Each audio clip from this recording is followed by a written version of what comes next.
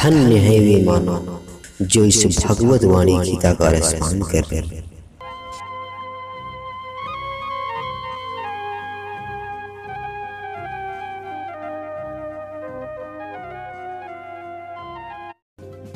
संसार के सभी प्राणियों को मेरा नमस्कार।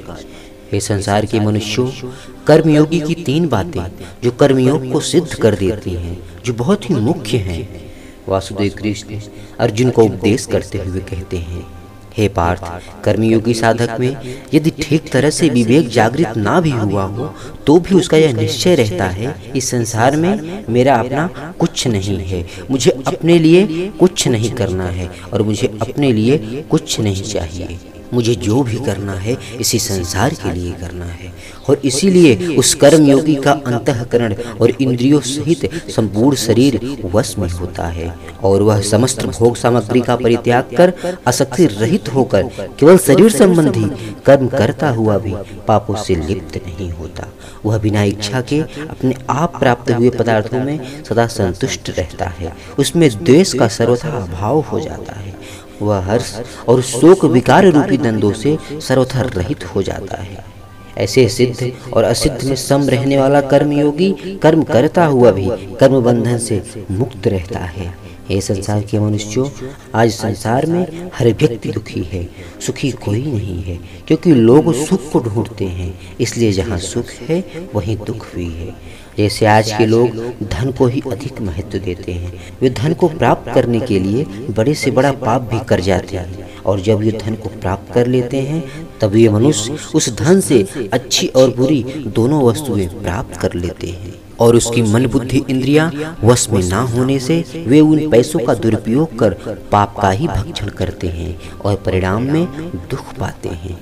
जैसे मांस मदिरे का पान करना, व्यर्थ जगह पर भ्रमण करना, जुआ और सट्टेबाजी खेलना, ऐसे ही मनुष्य अपने सुख के लिए अपने धन और आयु को व्यर्थ में गंवा देता है और परिणाम में दुखों का भोग करता है। कदाचित इस विषय में कर्मयोगी की बात की जाए तो कर्मयोगी हर समय अपने आप ही में संतुष्ट रहता है, क्योंकि वह सुखों के पीछे नहीं भागता, वह तो अपने कर्तव्य कर्मों का पालन करता है।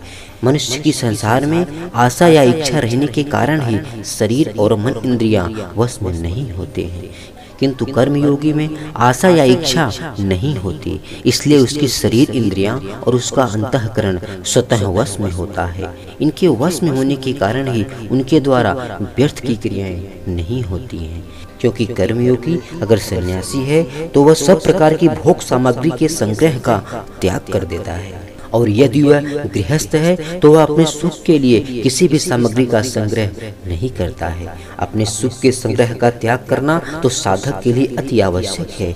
लोगों में प्रायः ऐसी मान्यता रहती है कि कर्मयोगी गृहस्थ आश्रम में और ज्ञान योगी संन्यास आश्रम में रहता है, किंतु ऐसी बात नहीं है। जिसे अपनी आत्मा का स्पष्ट ज्ञान है वही ज्ञान योगी कहलाता है, चाहे वह गृहस्थ में हो या संन्यास आश्रम में। और जिस व्यक्ति में विवेक तो नहीं किंतु वह 3 बातें भली भांति जानता है कि मेरा कुछ नहीं है, मुझे कुछ नहीं चाहिए और मुझे अपने लिए कुछ नहीं करना है, तो वह व्यक्ति कर्मयोगी ही कहलाता है। कर्मयोगी सब प्रकार के द्वंद्वों से रहित होता है, इसलिए वह सुखपूर्वक संसार बंधन से मुक्त हो जाता है। यदि वास्तव में देखा जाए तो कर्म योग में कर्म का करना या ना करना बंधन या मुक्ति का कारण नहीं है, किंतु इसके साथ जो लगाव है वही बंधन का कारण है और जो इनसे रहित है वही मुक्ति का कारण है। जैसे नाटक में एक व्यक्ति लक्ष्मण का और दूसरा मेघनाथ का स्वांग धारण करता है और दोनों व्यक्ति अपने अपने रोल को ठीक ठीक निभाते हुए भी उनसे अलग रहते हैं। वे अपने को वास्तव में लक्ष्मण या मेघनाथ नहीं मानते। ऐसे ही कर्मयोगी अपने वर्ण आश्रम में रहता हुआ भी अपने कर्तव्यों का पालन करते हुए भी उनसे अलग रहता है। वे उनसे अपना कोई संबंध नहीं मानते, उनका संबंध नित्य निरंतर रहने वाले स्वरूप के साथ रहता है, परिवर्तनशील संसार के साथ नहीं रहता।